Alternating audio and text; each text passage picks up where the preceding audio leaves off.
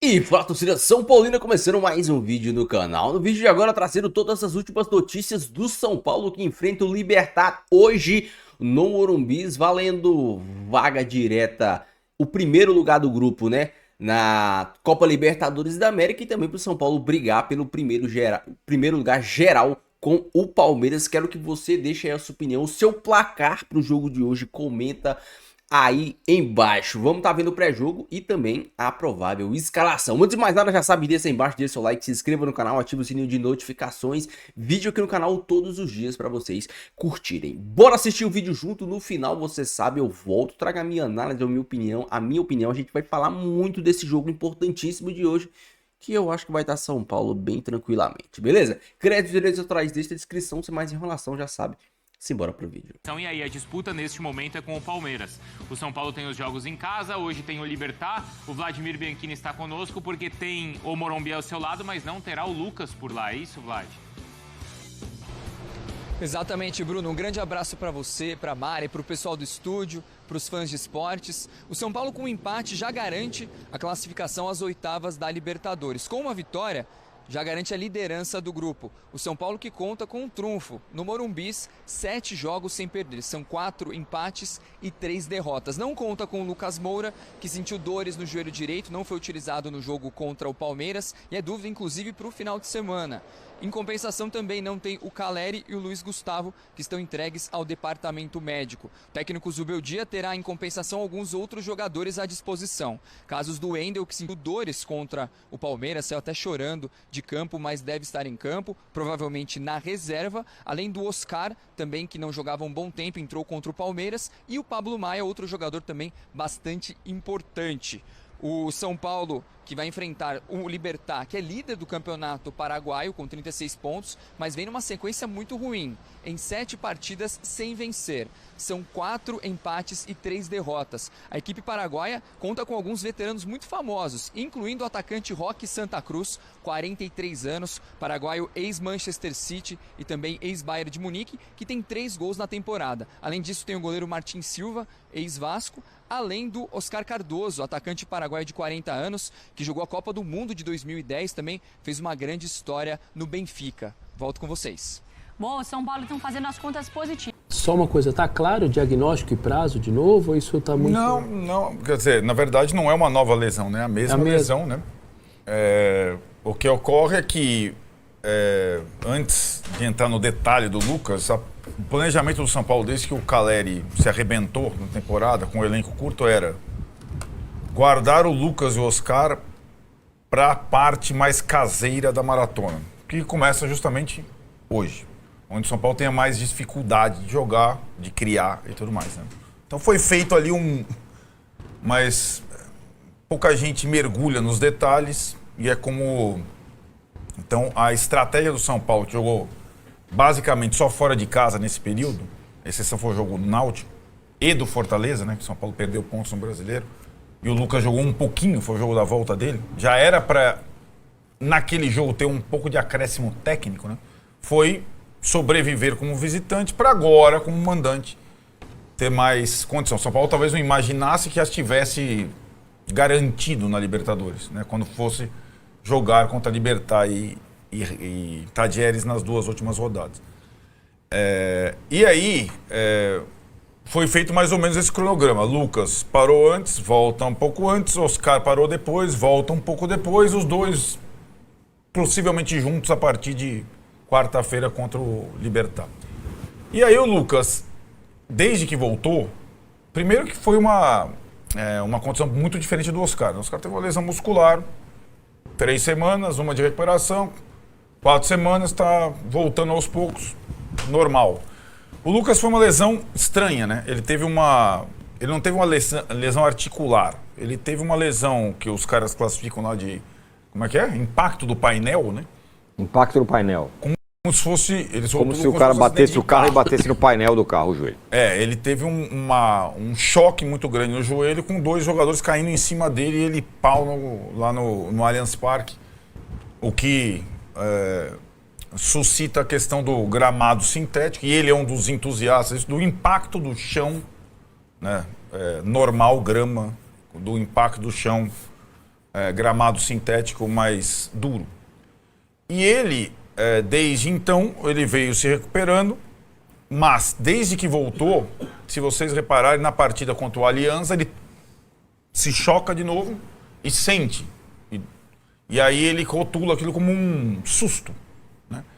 Não, aí termina bem o jogo, né? Consegue terminar bem o jogo, contribui para a vitória lá no Peru.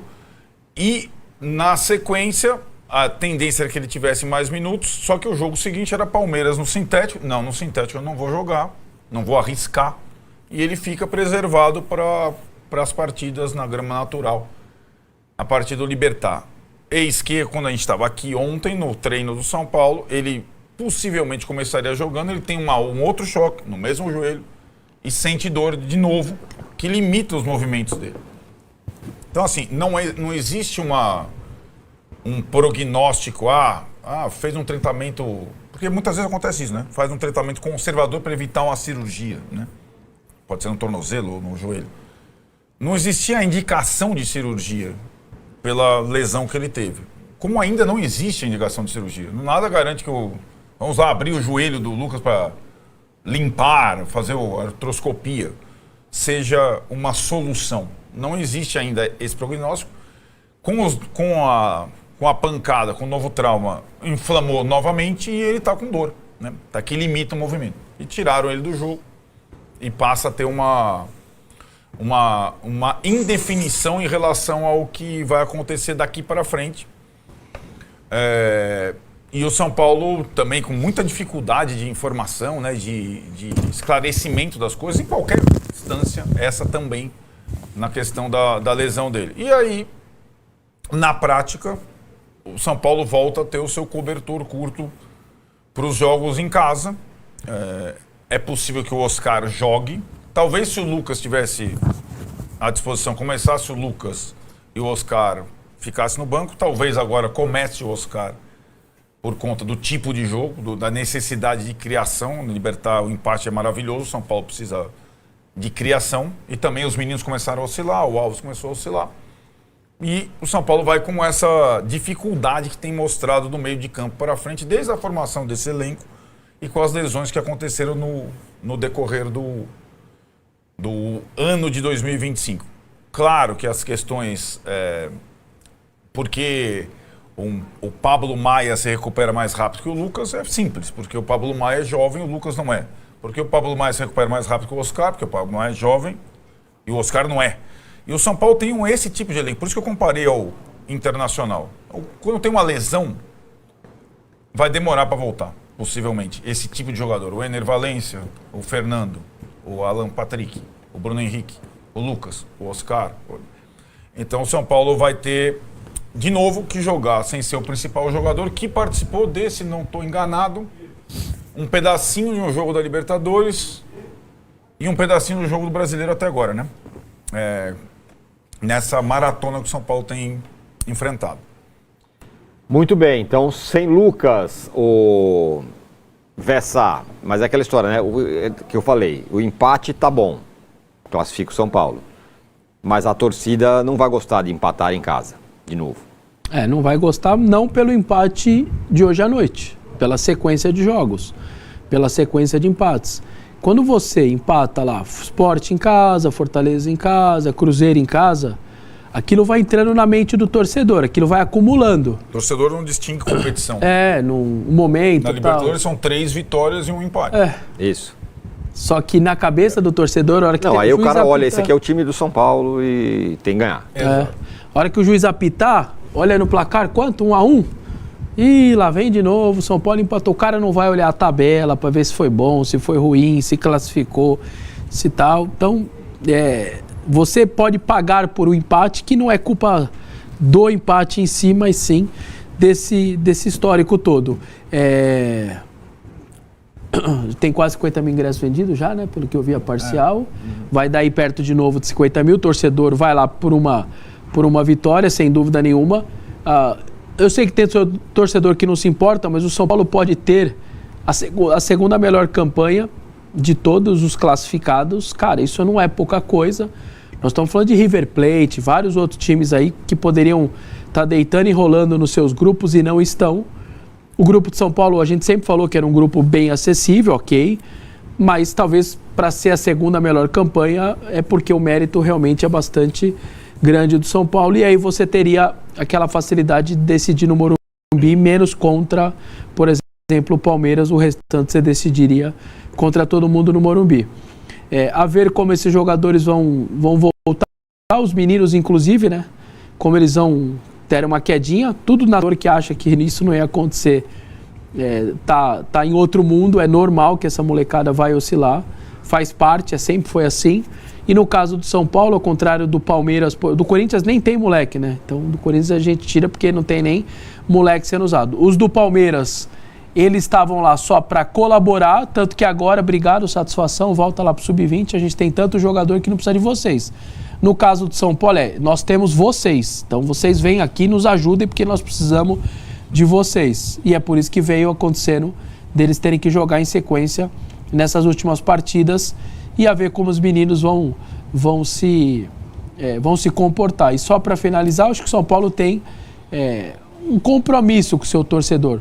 Porque acho que de alguma maneira aquele 2-2 lá foi duro, hein? Aquilo ali você sai com 2-0 Sim. E toma um 2-2 dentro de casa, aquilo deixa uma imagem ruim, cara, é muito ruim. Você não tomou um 2-2 do River, do Boca, do Palmeiras, você tomou do Alianza Lima, eu sei, tá fazendo uma boa campanha, tinha eliminado o Boca, tá no momento ali iluminado, mas aí você vê um atacante com 40 anos, outro com 41, você tá 2-0 no Morumbi, que é a sua fortaleza e tal, você toma um 2-2, aí sai 50 mil pessoas com um negócio meio engasgado. Então, acho que hoje você tem até uma resposta para dar um pouquinho ali para o seu torcedor também. É isso que para mim está óbvio, mas o torcedor tem dificuldade de entender. O São Paulo tem um elenco, sobretudo depois da contusão dos principais jogadores, que tende a se virar melhor fora de casa como visitante do que como mandante. Por isso que eu falei, a expectativa de retorno de Lucas e Oscar era para os jogos em casa.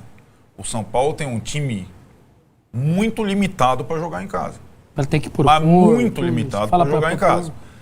Mas é uma dificuldade. Para mim estava muito claro desde que se estabeleceu esse elenco e sobretudo pelas lesões de Caleri, Oscar e Lucas. Né?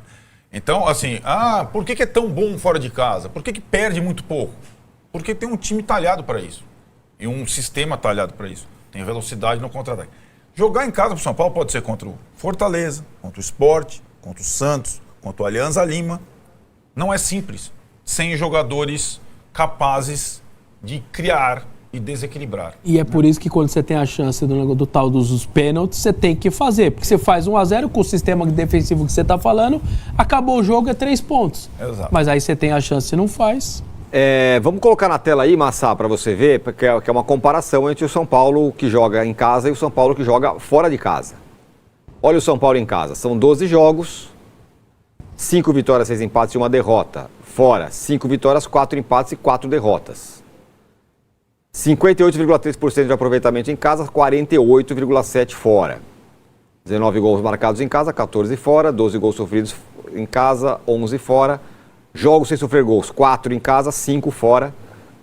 E a posse de bola meio parecida, 59% contra 53%. Mas então quer dizer que o São Paulo é melhor dentro de casa. É que a diferença é muito pequena, considerando Não, na verdade, o 48,7, quem acha aí que é pouco, não é, viu, gente? É bem bom esse 48. Sim, não é normalmente você tem até menos. É que tá, esse é o problema. Aí você olha, o Palmeiras está invertido, é 84,7. Aquilo é uma loucura, aquilo não existe. O detalhe é o seguinte, tem dessas 4 derrotas como visitante, 3 foram no estadual, né?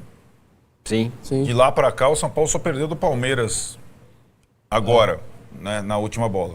O São Paulo, na sequência toda de Libertadores, Brasileiro, que é até mais difícil, não tinha perdido, né, nem como mandante, nem como visitante, mas das 4 derrotas como visitante, 3 foram no estadual.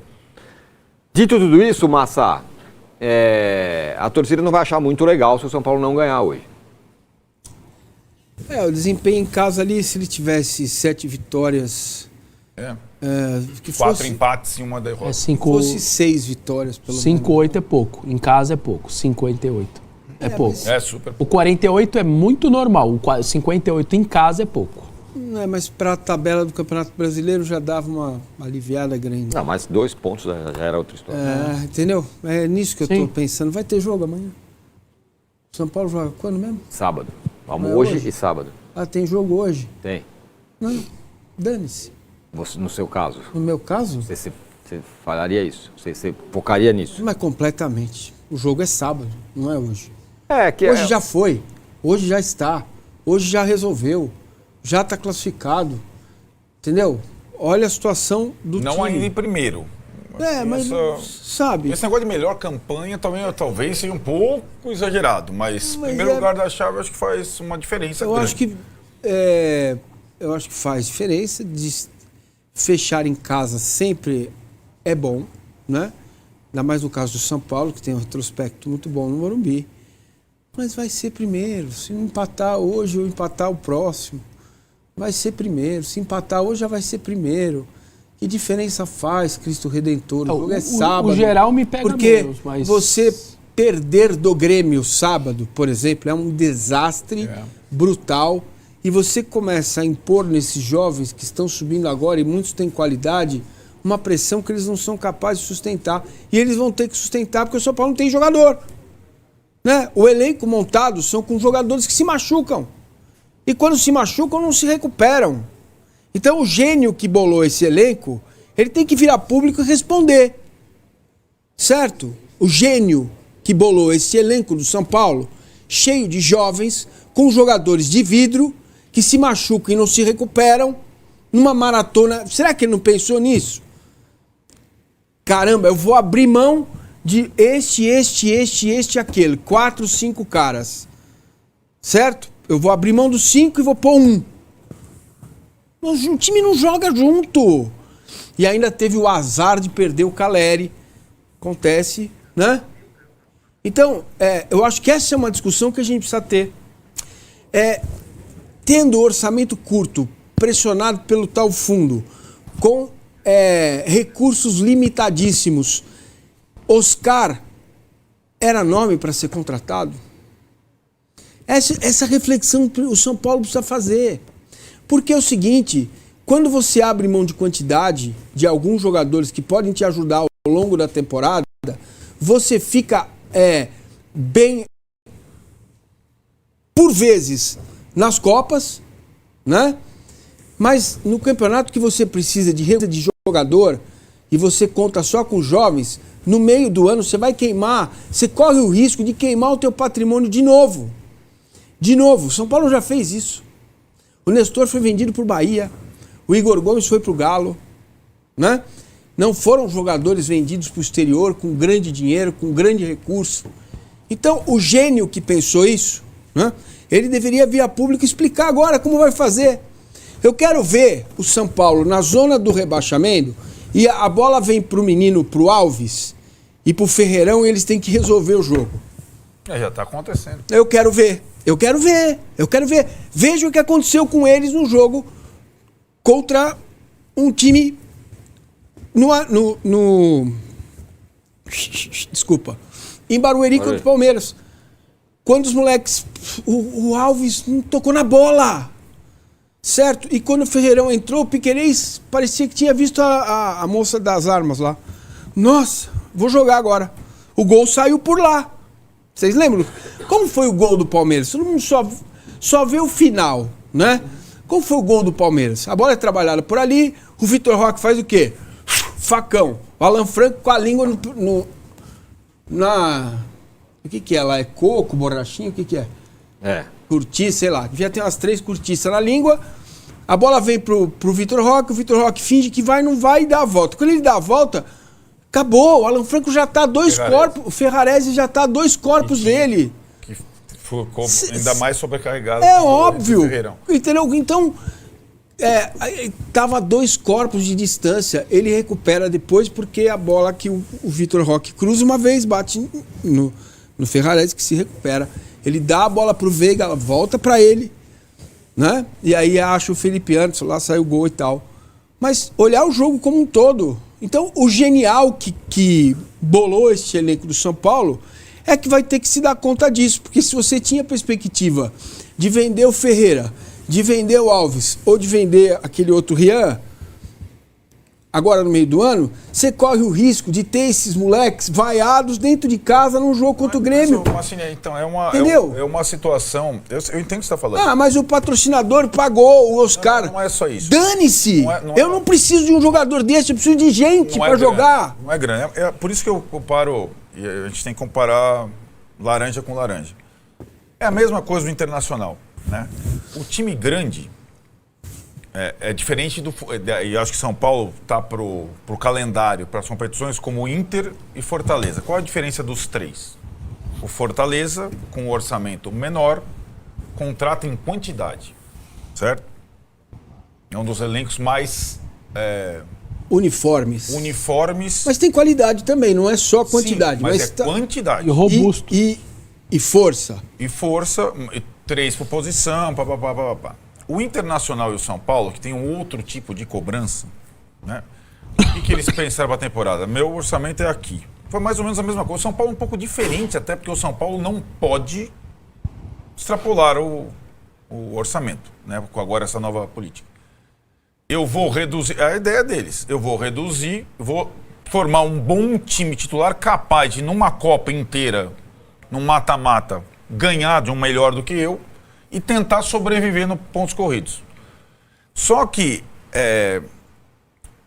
com imprevistos que surgem, esses times titulares do Inter e do São Paulo, eles não vão jogar mais. Eu falei para vocês aqui no Paulista, esse time do São Paulo, ele não vai jogar mais, o do papel.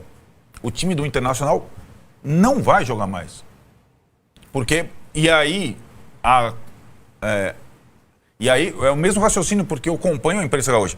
Saiu um monte de gente no Inter, não, isso não tem qualidade para jogar no Inter, isso não sei o que, é melhor ter os caras da base. É a mesma coisa.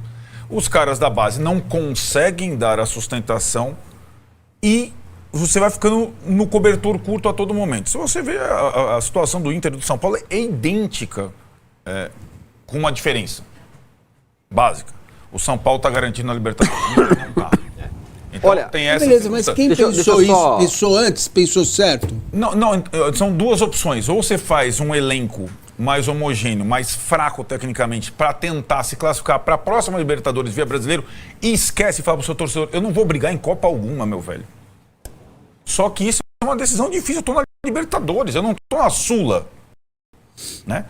Então, pro Inter e pro São Paulo, é uma questão delicada. Mas você- Eles adotaram o mesmo Deixa eu formato só- que eu sou fã. Deixa eu só interromper, desculpa, educadamente, porque o Caio Capato está lá no Morumbis e vai dar as informações. Meus amigos, Copa Libertadores da América no Morumbis, quarta-feira, vocês sabem que o bicho pega. Morumbi vai estar lotado, abarrotado daquele jeito. E eu quero que você, se não deixou, deixe aí o seu comentário, o seu palpite pro jogo de logo mais. Qual o seu placar? Eu, sinceramente, acho que não vai ser um jogo muito difícil pro São Paulo. O Libertad demonstrou ter sérias limitações técnicas e táticas. É um time bem limitado. Acho que o São Paulo consegue ganhar e ganhar bem, tipo 2-3-0. A não ser... Assim como o São Paulo fez com o Alianza Lima, o São Paulo pode fazer com o Libertad. O grande problema é o São Paulo ter aquele apagão e entregar a paçoca como entregou contra o Alianza Lima. Não acho que isso vai acontecer, principalmente porque a gente tem a volta do Pablo Maia, que pode ser um pilar ali defensivo que por muito tempo faltou ao São Paulo. Temos a volta do Oscar, que deve ser o pilar criativo desse time de São Paulo, deve entrar como titular. E não se surpreendam se o Zubeldia der uma mesclada no time, já pensando no jogo do final de semana, sábado, contra o Grêmio. Porque o Zubeldia sabe que o time do Libertad não vai oferecer grandes perigos ao São Paulo. E a gente tem o André Silva, que vem numa sequência de jogos. Nós temos o Ferreirinha, que vem numa sequência de jogos. Então, esse time, ele pode dar uma mudada, sabe? Talvez, quem sabe colocar o Rian Francisco, dar uma oportunidade para ele num jogo desse. Para o moleque começar jogando, com o Morumbi lotado, apoiando. Não, sinceramente, não vejo o Rian Francisco sentindo a pressão do Morumbi lotado num jogo como esse. O Ferreirinha, ele pode, talvez, dar uma descansada pro Zubeldia, quem sabe mudar o esquema, atuar com 2 atacantes. Descansa o Ferreirinha, coloca 2 atacantes, pode ser até Luciano e Rian Francisco, ou mesmo André Silva e Rian Francisco, os 2 atacantes, deixando o Oscar mais recuado para criar esse time, porque o Ferreirinha vem numa sequência de jogos, o menino, o Lucas Ferreira, vem também numa sequência de jogos. Cara, assim, por mais que a gente vá, Libertadores, a gente sabe que o time do Libertar é um time bem fraco, gente. É um time bem fraco, não vai impor grandes problemas ao São Paulo. E mesmo se impor, você deixando alguns caras no banco, no segundo tempo você coloca eles. E eu não acho que vai impor. Eu acho que o São Paulo hoje ganha e ganha bem.